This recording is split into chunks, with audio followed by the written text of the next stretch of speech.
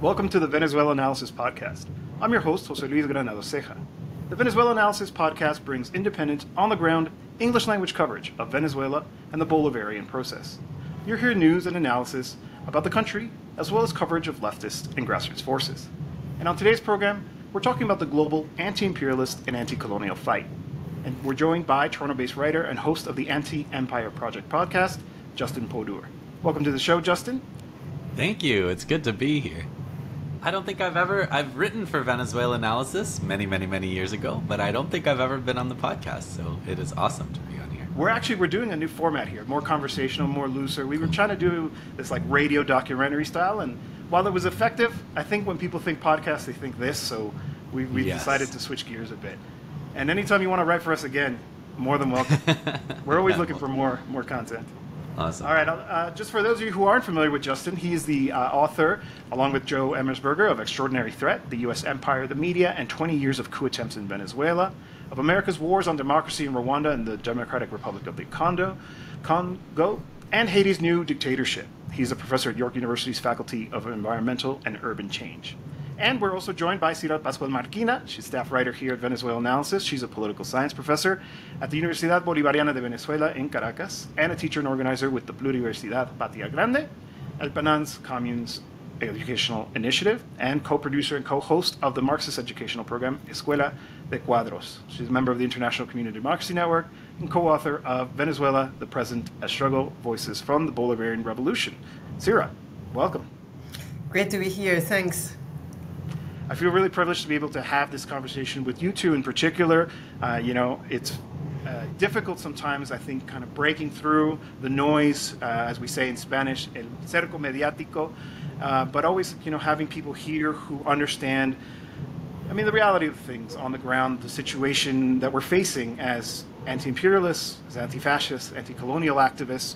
And I wanted to start on that. So arguably, the key site of struggle today is the anti-colonial fight.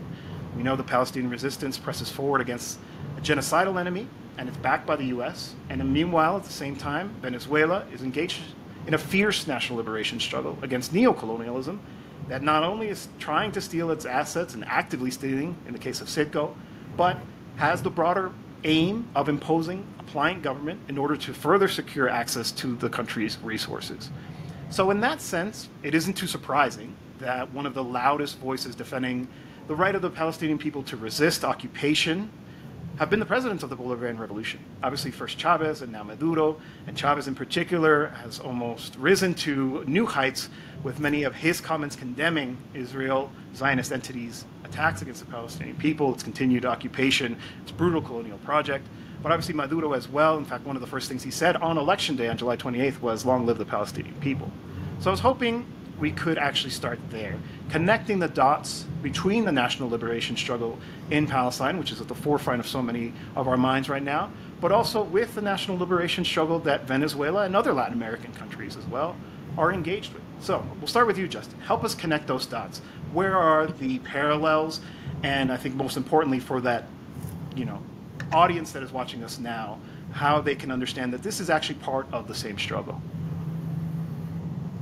First of all, again, thank you. It's such an honor to be here with you and Cira.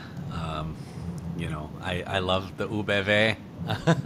I've been there a couple times, and I love what happened with the story of UBV too is an awesome story, and I'm sure you've told it many times. So, what I would say about this is, okay, you have, when there was a fascist government in Brazil under, forgot the guy's, Bolsonaro. I had the privilege of forgetting his name. May we all forget his name. He marched under the Israeli flag, right? When Ukraine, when they rehabilitated the Azov Nazi formation, and they're using it to go and fight against Russia and this horrible war that's destroyed Ukraine, Zelensky is the first person to support Israel. Anything that happens to Israel, Zelensky is right there saying, we support Israel. When the Canadian Parliament applauded a Ukrainian Nazi from back in the day, they were that's a Canada that unconditionally supports Israel no matter what, through genocide and whatever. Latin America, Carlos Castaño, the founders of the paramilitaries in Colombia that committed their own genocides in Colombia against peasants, indigenous people, Afro-Colombians, they trained in Israel. In fact, Carlos Castaño's book, Mi Confesión, when he describes what he, the formation of the paramilitary, the national level paramilitary units that do social cleansing and genocide and anti-guerrilla and anti-social mass murder, he says, everything I learned from Israel. He says that in one of the first chapters of his book. So Israel is the focal point of fascism globally.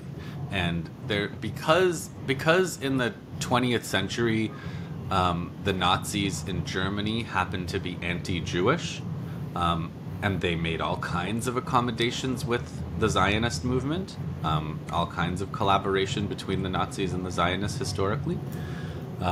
People think that there's something anti-Jewish, something anti-Israel about fascism. But fascism today is absolutely Zionist, and Zionism in Israel is a focus of all fascism across the world. Latin America, throughout the Americas, Europe, Eastern Europe, anywhere you look, the fascists are Zionists. It's one single movement. So the anti-fascism has to understand. Anti-fascists have to understand this.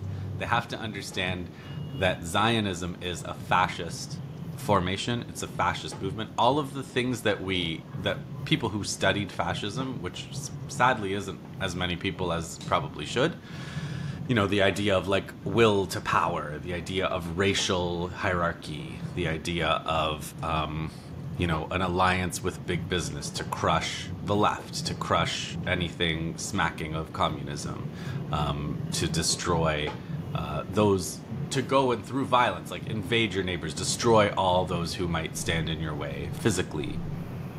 That's fascism, and that is Zionism.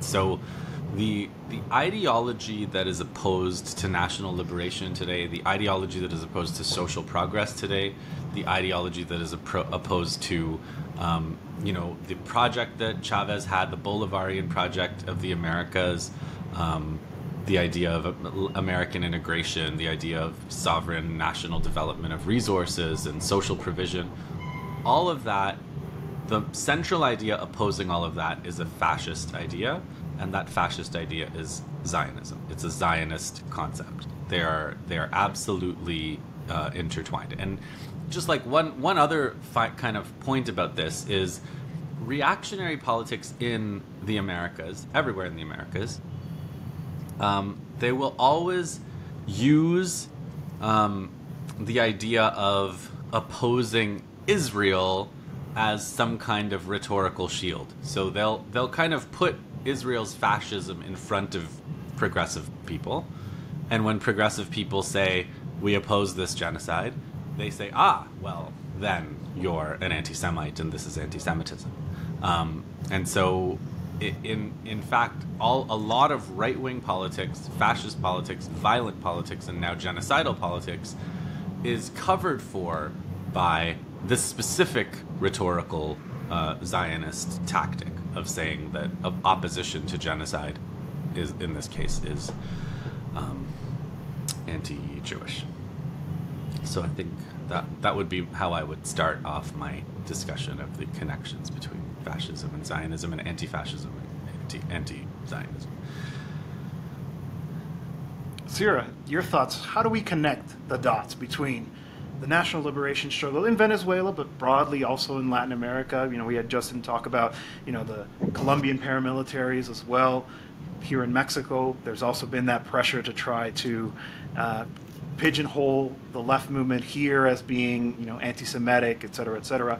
But between this concept of national liberation struggle that we know is at the forefront of so many people right now, as we're witnessing the brave resistance of the Palestinian people, and also its connection to resistance elsewhere in the world.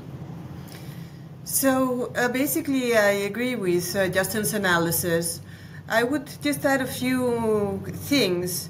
When we think about the national liberation struggle in Latin America, and specifically our national liberation struggle in Venezuela, which of course we cannot separate one from the other, indeed, imperialism and its partner Zionism have been always very present. So I do want to emphasize here the linkage between the two of them. Between the two, it's very obvious, right? But we have to bring it to the forefront. In the Bolivarian process, the mobilization for Palestine has always been important. It was actually in 2009 that Hugo Chavez broke relationships with Israel, basically diplomatic relations. But actually it wasn't just Hugo Chavez, it was the product of a lot of marches in the streets of Caracas and around Venezuela that with Chavez that led to that decision of breaking diplomatic relationship, which is actually very, very important. It's very early on. I mean, of course, diplomatic relationships with Israel should have been broken by any country, 75 years ago. But in recent history, it was a very early decision on the part of the Bolivarian Revolution. This is important because the Bolivarian Revolution, of course, walks on several legs. Of course, it is an anti-imperialist and therefore it is an anti-Zionist project. It's a national liberation project and it's a socialist project with the communes as the path and the end goal in terms of our socialism. So when we link perhaps those three legs, I think it's important to think that we are not an isolated country. We are a country that has a horizon of integration. And in this horizon of integration, imperialism and Zionism have always been there. In Colombia, there are 7 U.S. bases. In Colombia, as Justin said, the paramilitaries have been trained by the Israeli military. So there are all these linkages and there's all these barriers that are put against the sovereign and socialist project of the Venezuelan people by imperialism and by Zionism. Of course, the people of Venezuela have determined some 25 years ago that the project was going to be a sovereign project, and little by little it evolved. It then declared itself anti-imperialist in 2004, socialist in 2006, and so on and so forth. But in this whole process, the battle has always been an internationalist battle. You know, like the construction of a Bolivarian project, of the Bolivarian process, comes with a wide perspective of the world. You know, like with commitment and hard work towards integration in Latin America, of the peoples of the global south, but specifically of Latin America, with looking back to Bolivar and to the whole integration struggle in the early 19th century. But then when we think about the Bolivarian process, I think we also have to think about it as an internationalist project that is not just limited to a specific territory, but that actually opens a horizon with the peoples of the world in terms of how to reorganize. And now actually the Bolivarian process also shows that even in the worst of conditions, not in the worst of conditions, of course, because there's genocide right now in Palestine and it's growing in the Middle East, but with one of the worst conditions that we can imagine, which is a blockade that has killed tens of thousands of people, if not more. Even in this context, the people of Venezuela are standing for a project that's both sovereign but also internationalist. And in this context, for instance, on Saturday we are going to be marching here in Caracas. I'm sure there will be thousands of people. We will be marching,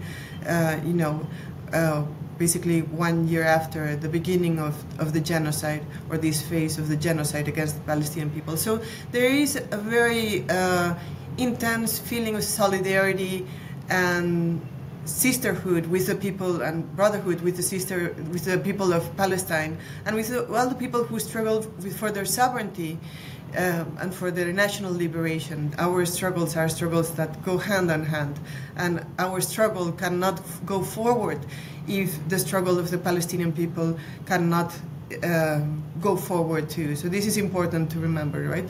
When you think about the struggles of the peoples of the world, our struggles, like those of us who are in countries that are being hit very hard by imperialist policies or wars, our struggles go hand in hand, and if we don't advance together, we will not be able to achieve our greater liberation, national liberation goals and social emancipation goals. I always find it really interesting that those who are on the front lines, people living in Venezuela, dealing with the brutal U.S. sanctions policy, unilateral course of measures, the Palestinian people, the Lebanese people who are now facing this invasion, they always have it clearly, right? You look at images of demonstrations there, and you'll see a picture of Chavez, right? Alongside Malcolm X. There's a famous one that's circulating now, Nasrallah, Chavez, Malcolm X. And so I think the circumstances certainly force people to have a better understanding of the way that these struggles are indeed connected. And that actually brings me to my next point. Venezuela recently was host to the World Congress Against Fascism, Neo-Fascism, and similar expressions, bringing together people from dozens of countries in order to discuss these ideas precisely. And during that Congress, Vice President Delcy Rodriguez, she said the following, quote, "We must unite as a single mind, as a single soul to fight and not allow fascism to spread its tentacles over the planet," end quote. And she went on to call fascism one of the cruelest threats facing humanity. Concretely, as we've seen recently, this fascist threat, has translated into the assassinations of figures like Qasem Soleimani, Hassan Nasrallah, and in the case of Venezuela, several attempted assassination attempts against President Maduro. We've seen these paramilitary plots, incursions, backed by the United States, although they deny it. So I think when we look at the reality concretely, what it means, in the face of this fascist danger, what is the place of an international anti-fascist movement? We'll start with you, Justin. Well, it's exactly, it's absolutely crucial. It's just like Cira was just saying, like we're either gonna stand or fall together, right? And a lot of what's happened to the Palestinians over recent decades has been the successful isolation from neighboring countries, the successful overthrow of sympathetic regimes. So if you look since the 70s, the loss of Egypt, like the fact that Egypt basically switched sides, the fact that Jordan, after being defeated in 1967, basically, didn't really do any. Oh well, and then crushing the Palestinians in 1970, and so even what's happening with Hezbollah is Hezbollah rose in the vacuum of the Lebanese state. The Lebanese state, under American control, was fully prepared to let the Israelis have their way with everybody in Lebanon, do whatever they wanted there. And Hezbollah arose within the Lebanese state in that vacuum to try to defend their people. And in the process now they've defended Palestine. And so if you look at the strategy of fascists, like fascism is a lot of things, but at its core, what fascism is the most, on a societal, national, international level, it's bullying.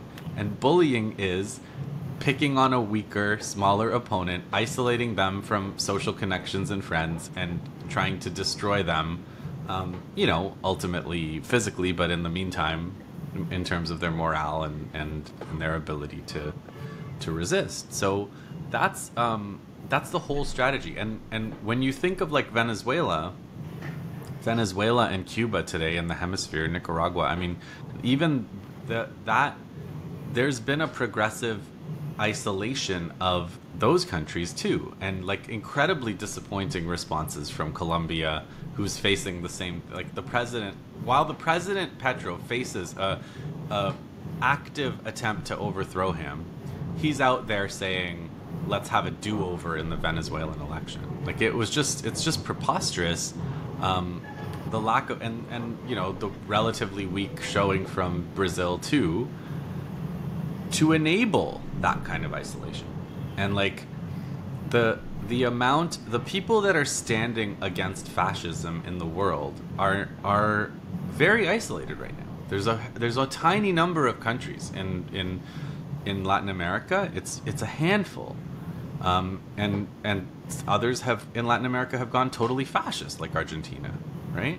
And then in the Arab world, it's the same. It's like there's Yemen, there's Syria, there's Hezbollah in Lebanon, not even all of Lebanon, that are standing with Palestine. And then on the other side, there's Jordan and Saudi Arabia and Egypt, what people have called the axis of assistance. So if you think of isolation as being one of the fundamental strategies that fascists have, breaking isolation then has to be one of the fundamental tenets of an anti-fascist movement. You're trying to build an alliance. So for 100 years of anti-fascism, the idea has always been to try to create anti-fascist fronts inside the country and out. And the problem has always been that liberals, in particular, leftists, are always trying to get liberals on board for this anti-fascist front, and liberals always prove, or not always, but often, too often, prove to prefer fascism to an alliance with the left. And so that is, in a nutshell, that's the importance of an international anti-fascist alliance, is to, the only way to turn fascism away is to break the isolation and to make it impossible for fascists to isolate one group at a time, one country at a time, one class at a time, and destroy them before moving on to the next. And in the Arab world, they've been trying, the resistance axis has been trying to wake the Arabs up. Every single speech by Houthi, every speech by Nasrallah before his assassination and martyrdom was berating the Arab world for not being part of the resistance alliance. So yeah, it's absolutely crucial because of the nature of isolation as a fascist weapon. Cira, your thoughts on this one? Because I think in particular, we have these situations where we have this Congress. There was a similar gathering not too long before this last one here. But how do we translate it into an actually well-organized movement that can actually advance in the anti-fascist struggle? Yeah, well, the Congress was, of course, a first step. There were 200 intellectuals and grassroots organizers from around the world, from some 100 countries.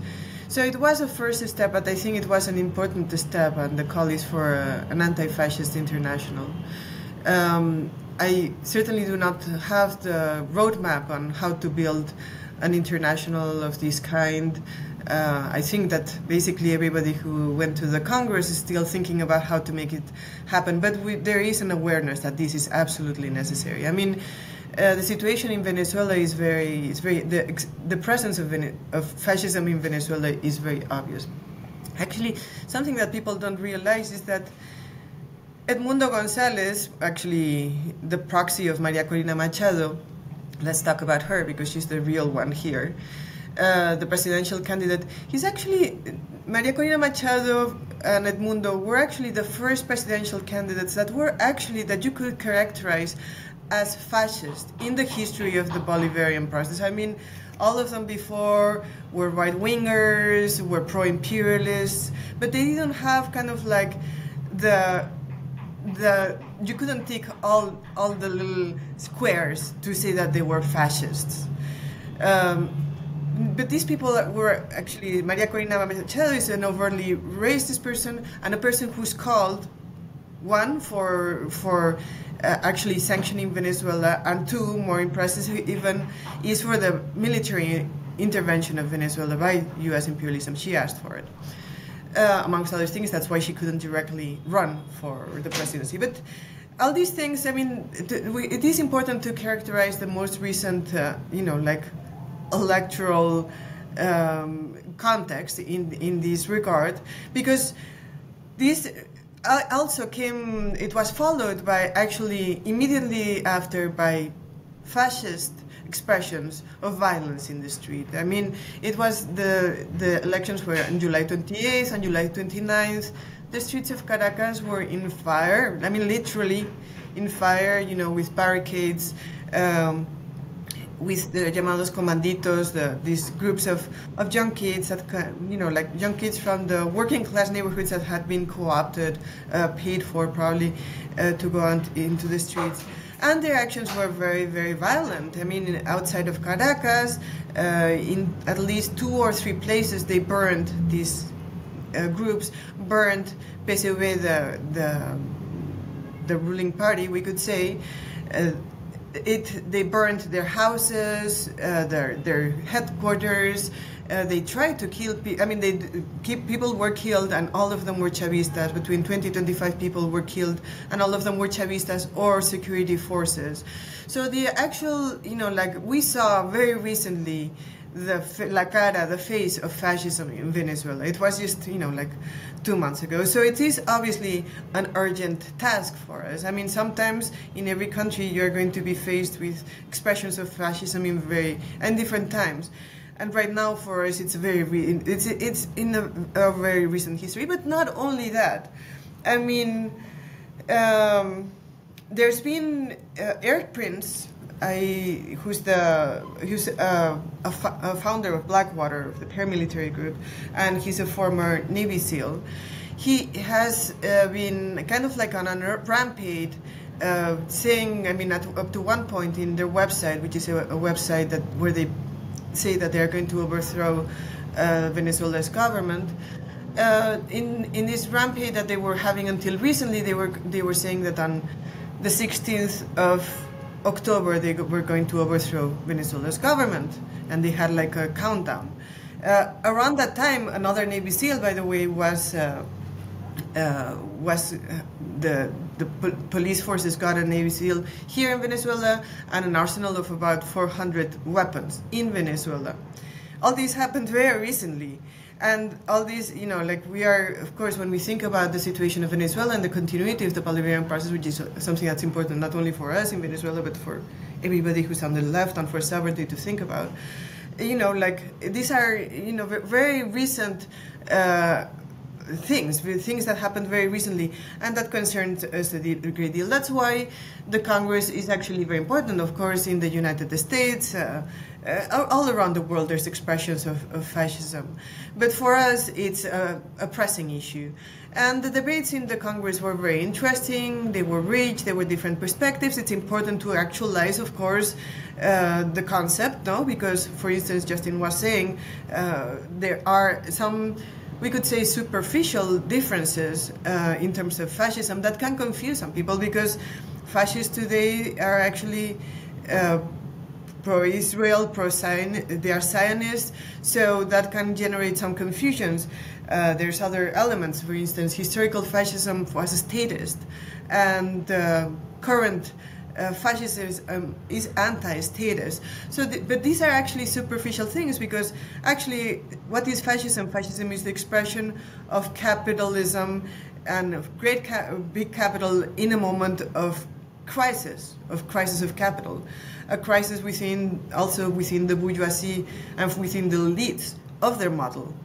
The recognition and the attempt to solve this problem by the bourgeoisie. So I think it's important that we understand that this problem that the oligarchies around the world face is real, because there is a real crisis of the model, or, like a real crisis of capitalism.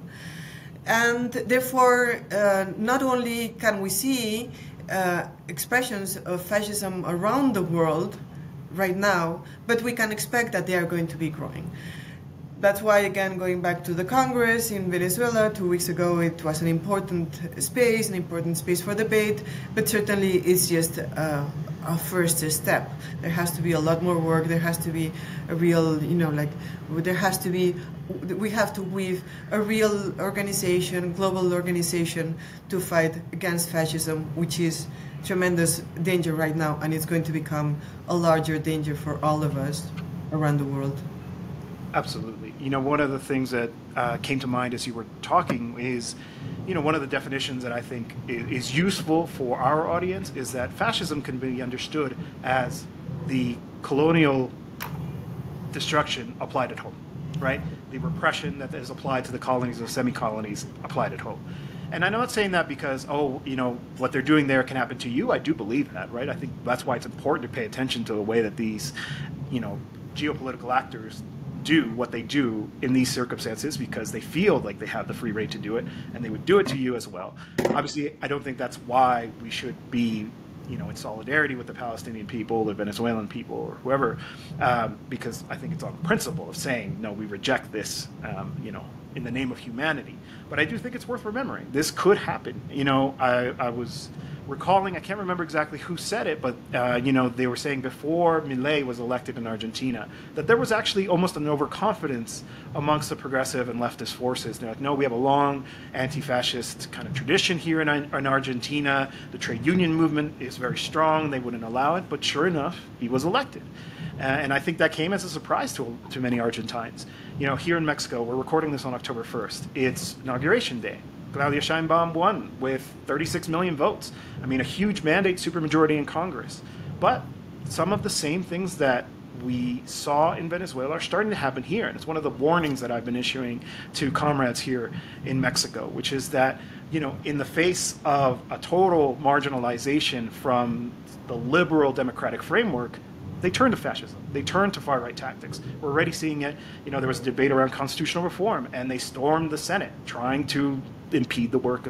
There was physical attacks against representatives, visible figures of the left movement here, the parliamentary left in Mexico.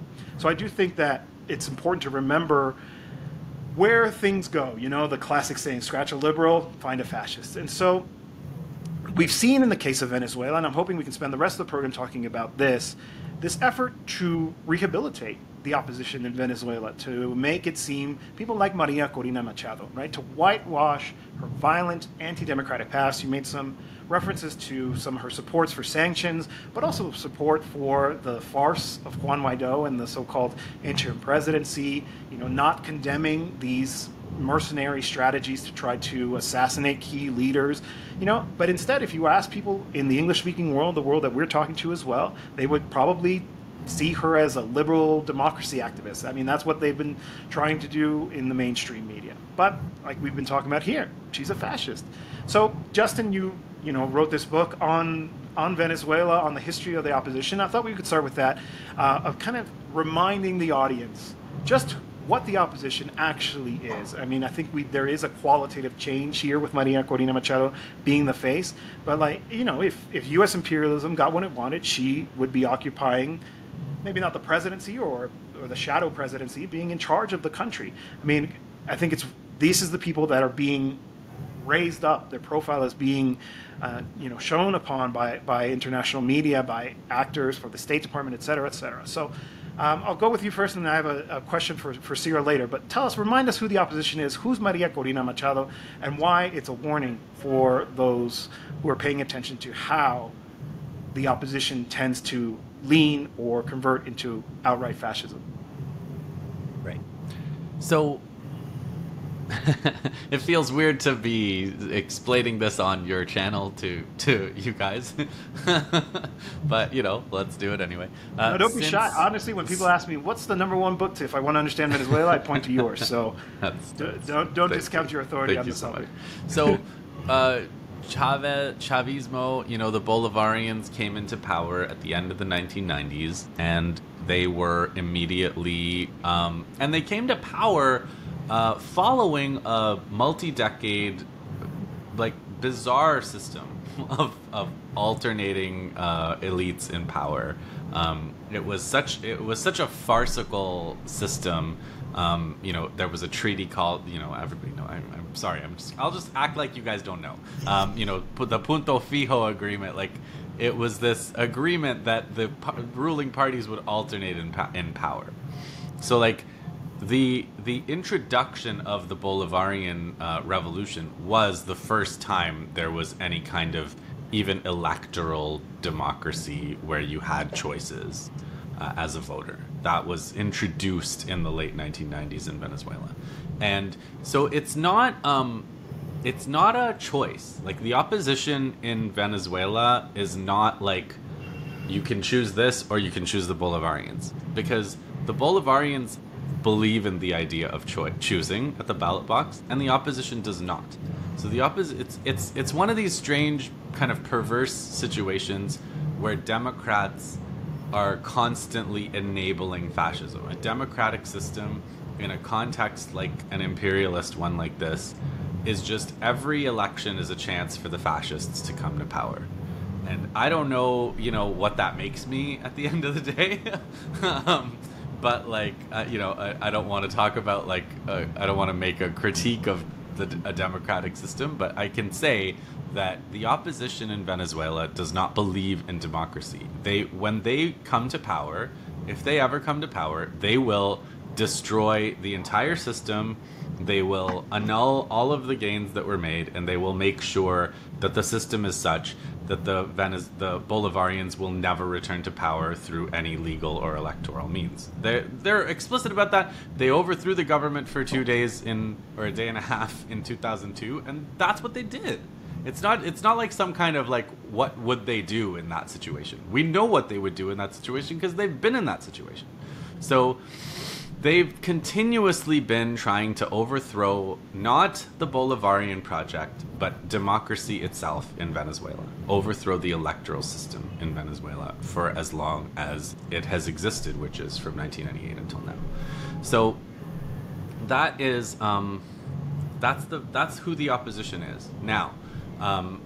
All of the things that they've done since, like trying to bring the country to its knees through various national strikes, inviting sanctions, inviting mercenaries, numerous paramilitary plots, trying to get Colombia to invade and attack, actually fomenting border warfare between Colombia and Venezuela. All of these things have been happening continuously over the decades. And I've always said that, Venezuela's planned future is Colombia. It's a country that is, whose parliament is infested with the criminal element and paramilitarism. It's a country where social movements are literally afraid for their lives when they do ordinary things. I mean, that's true in Venezuela now, in spite of the government being a positive one. Activists get assassinated all the time, but Colombia is a whole different level. And where total American penetration and total American transparency, everything that they do is completely transparent to the Americans. Now, that's the idea. That's the plan for Venezuela, and that's the opposition plan for Venezuela. And so whenever they, I just say this because in our book we kind of argued this, because it's a natural human instinct to say, like, with this much pressure, with this much suffering being imposed on the people of Venezuela for trying to have their own sovereign project, maybe we should just surrender, right? Maybe we should just surrender, and then at least they'll go lighter on us or go easier on us.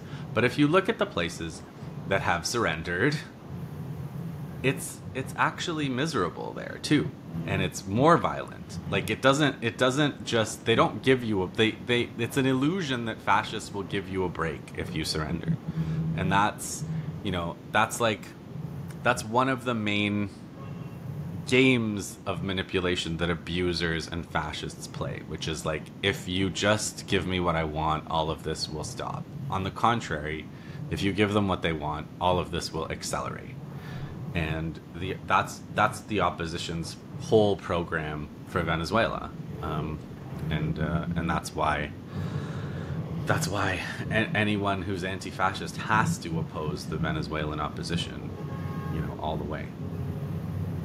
And in some ways, it's a warning, right? Like, this is how the opposition goes. If you dare to pursue sovereignty of your own popular project, this is the way that they will go. So I think in a lot of ways, even if you are critical of this or that decision by the Maduro government, paying attention to what their enemies are actually thinking about, organizing along what lines they're actually pursuing, and what it looks like on the ground in reality, right? I love what you had to say in terms of like, we don't need to guess what they would be like. Yeah. We've seen what they're like. Yeah.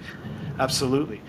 And of course, you know, there's the other side, right? Like there is the popular grassroots, the communards, the forces of the working class and the campesinos of Venezuela. And, you know, every time we have Cira here on the program, I'm always so privileged to be able to hear from her and her experiences with the communards. You know, there's few people in the world who have visited as many and spent as much time with them and can tell us about it. So I was hoping, Cira, you could share what you've heard from the Bolivarian grassroots, from the communards, about what the fight against fascism in Venezuela looks like from within the territory, right? From the site of struggle of being, you know, your feet on the ground. Sure. So, as you say, I have had the privilege of visiting many communes and working with many communes, and I am part of a commune, El Panal commune. On the 8th last year, when the genocide began, in our commune and in other communes, people raised the flag of Palestine. Before, you know, there were public declarations or anything, like the people raised the flag of the Palestinian flag. So, you know, like, but going back a little bit more about kind of like our national politics and the situation with fascism, I think that there's nobody who's more aware of the reality of fascism than people who are building an alternative on the ground. I mean, of course, there's been direct attempts on Maduro's life, and of course, he's aware of the intensity of it. But I would say that beyond Maduro, there's nobody who's more aware of this situation, because people who are building an alternative, grassroots organizations who are building an alternative, you know, like, it's a real, it's on the ground. It's in a situation where, you know, like, it's the commune is grassroots, autonomous, even though built amongst themselves, I mean, connected amongst themselves, but it is not a government entity, a commune. It is a self-organized, self-government, and with direct democracy space, with also self-protection in these spaces. So actually, in every commune that you go to, there is a real concern about fascist expressions in the territory. And there are. I mean, it's not like there's a concern only. In El Panal commune, there weren't any expressions of fascism on the 29th, the day after the elections.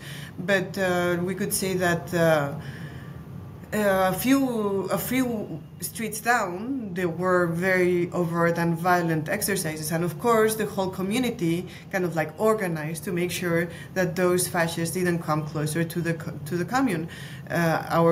Our commune is also kind of like linked to an organization that is a cadre organization that also has structures for the defense of the territory, and this is actually very important.